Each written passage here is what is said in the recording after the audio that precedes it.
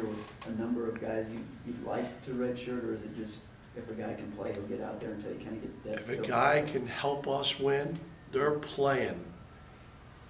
We'll worry about redshirt down the road. Okay? For example, I'll take one. Let's take Trey Parmalee. Okay, so you guys were there the other day. He has 3 big plays in the game. Okay, 3 big plays on the day. I told you about 2 weeks ago when I talked about him, everyone thought I was just throwing it out there for the heck of it. I said, this is what the whole camp has been like this. So you look at this and say, well, if the kid is, maybe not in the 2 deep, but he's 2.5. Maybe if he's sitting there where you really don't need to use him. Well, let's sit him because you got all these senior wide receivers. Well, do you know can you tell me that everyone's going to stay healthy and I'm not going to use the guy? I'm not going to need the guy?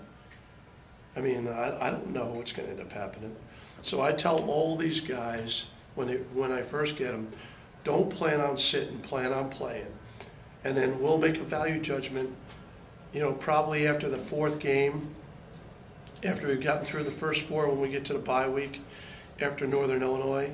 We'll probably make a value judgment at that point on guys we'd like to try to save if they haven't played at that time. But I'm not worrying about it going in. If I need Trey Parmalee in the first game against South Dakota State, he's playing. And that'll just get him better for next year when those other guys are already gone.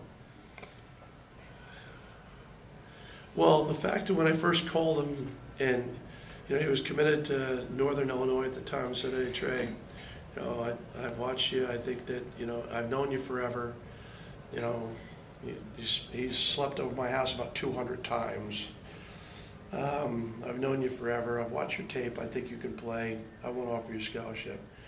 So he didn't say yes. So I called up. I ended up talking to his mother. I said, Angel, what's up with this? I have to wait another day? So he'll be calling you tonight. So actually he wanted to do things right. He was one of the few people who wanted to, because he was involved with another school, wanted to do it right. So he wanted to make sure that, he said, look, I didn't have that. Coach Weis I've known forever. A kid who actually, wants to do right by the other school and be respectful, which is what he did. But I'd have to say if I couldn't get him, then that wouldn't have been very good on my part. Was there a conversation with his dad? Well, the conversation with his dad was kind of funny because when we sat at the house, he wanted to play DB, and I questioned why he wanted to play DB, and Bernie's laughing at Trey because he's obviously had this conversation with Trey a bunch of times already. So let me get this right. You win the award for the best receiver in the area and you want to play DB. I go, you want to explain that one to me?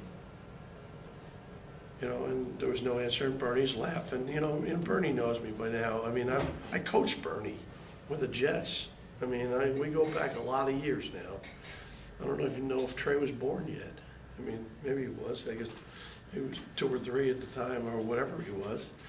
We go back a few years. Thought on Cale Pick and what he brings to this offense? Well, if I had to rate performances in camp, he would rate 1. If I had to rate performances in camp. Now, I'm not saying he's our best receiver, but if you had to rate performances in camp, he would rate 1. Is that all players? Or he would rate 1. He would rate 1. Performances in camp. During some of the one-on-ones we saw. I'm just saying he would rate 1. That means he would rate out of 105 guys. The first guy I would put up there, if I were rating performances in camp, would be him. Just his work ethic, or just why? I'm going back to his before. What's the answer to that? production. Thank you. He has great work ethic, but there's a lot of guys who have great work ethic. He's made plays. It's always great when the wide receiver makes plays. That's how you really notice it. During some of the 7-on-7s, we saw Cale over there. There's a lot of guys standing around. We saw Cale over there catching passes. Is that part of what's taking him to that next level right now? I mean, is it all that extra work? I mean, is that pretty consistent with him?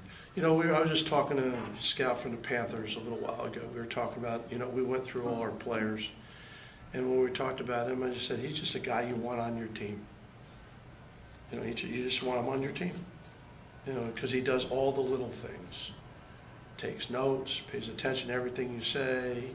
You know, he's doing the little extra things. He's just a guy, you know, you don't have to worry about him. You know, he would play on every special team if you let him play on every special team too. You know, he's an interesting prospect that was a quarterback 2 years ago, to be where he is, to have his skills as a receiver at this time. That's pretty good on his part. How much do you think it helps him that he was a former quarterback? Does he understand things a lot from a different perspective, and does that help him as a receiver, you think? I think that's a fair statement. I think that anytime you have a quarterback that plays another position, they usually have a better grasp conceptually of an offense. I think that's a fair statement.